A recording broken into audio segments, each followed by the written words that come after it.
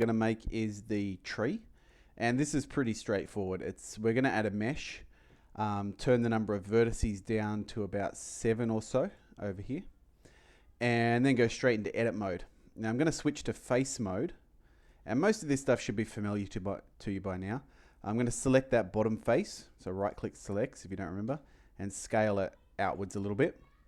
Then grab this one and just scale that outwards a little bit. By the way, the further away your mouse is when you actually push like scale or something, the more options you'll have. You'll see if I move my mouse right in here and hit S, I can't really scale it in, and even minor movements of the mouse make it scale wildly out of control. But if I move my mouse out here or somewhere just away from it and hit S, I can get a lot finer control over that scaling.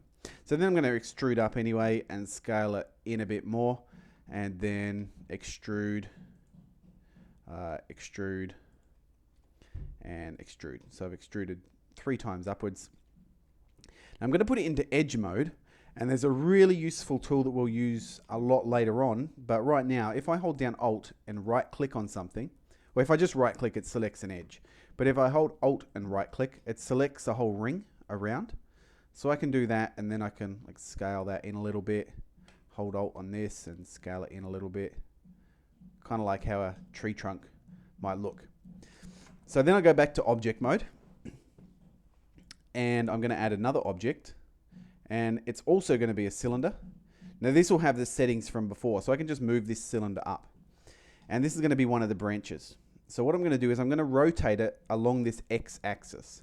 So I hit R and start rotating, but then as I'm rotating, if I hit X, it'll put that line through there and I can rotate it along that X axis. So I want to do that. Move it over to here and go into edit mode. With the whole thing selected, so A is to select everything if it's not, I'm going to scale it down to about that size and move it all into the tree trunk. It doesn't matter that it's not connected to it. That's all good. Now I'm going to select face mode and start to extrude this out. Now each time I extrude, I'm kind of going to move it up a little bit and rotate along the X axis this face. Okay, the reason I'll do that, I'll just show you what will happen if I don't rotate it. I extrude out and move it up, and I extrude out and move it up. You see it gets kind of weird and thin. But if I rotate along that X axis each time I move it up, so extrude and then R, X, and extrude, it kind of stays at that height. So now that I've got one of those branches done, it's really easy to duplicate this. Shift D makes a duplicate, and then I can R and then Z, rotate it around that Z axis and move it out, position it somewhere else.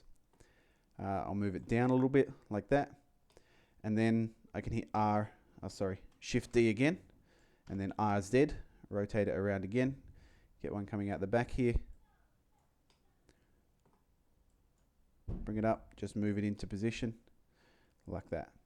So then I've got a tree with 3 branches on it. Now if this was all that there was, it would look pretty average, but what we're going to do now is add another mesh to it, making sure I'm in object mode. Just a tip, see how when I click add here in object mode, it gives me an option to add meshes, curves, surfaces, all this kind of stuff. That's what you want, and then you want to go add mesh. That'll add a completely new object.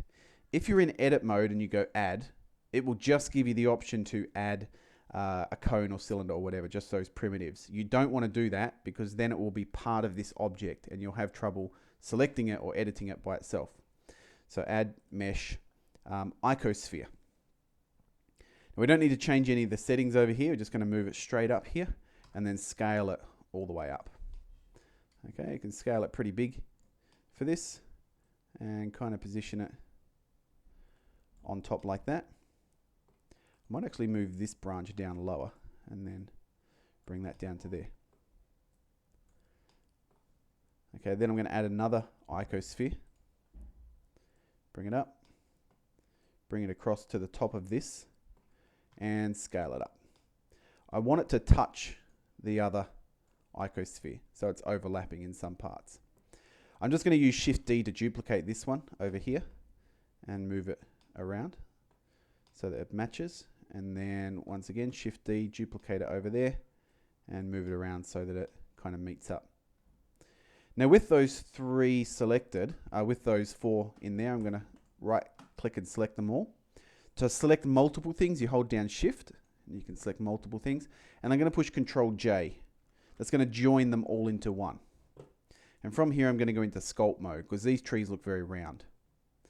So in sculpt mode, I can just kind of move this little red cursor over these bits, and it'll just deform them slightly, make them a little bit less round. If I happen to bring a bit out too far, I can click the subtract button and then take it back in.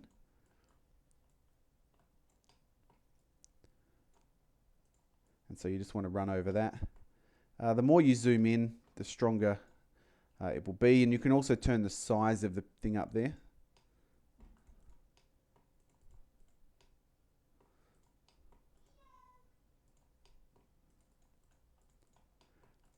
I just want to kind of make it look tree-like.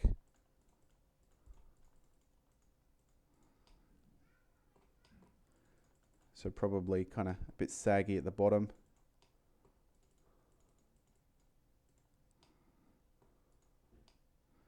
Cool. All right, so that's our sculpting done. We can put it back into object mode. Easy to add materials, new material. Trees, leaves are going to be green, of course.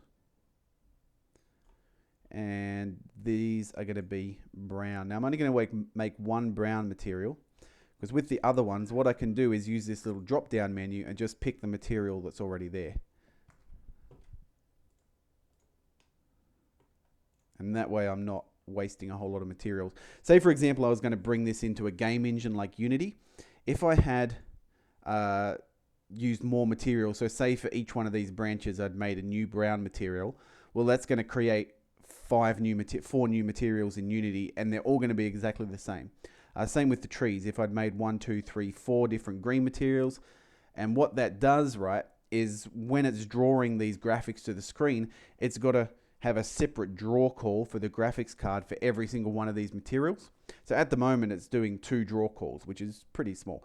But as we get, if we had multiple parts to this model, it's going to put more stress on the graphics card. It's just going to take longer to draw. So if you can reuse materials, that's going to optimize any game engines a lot better. So that's a tree, and we're done with the tree. Save that, and next video we'll look at the house.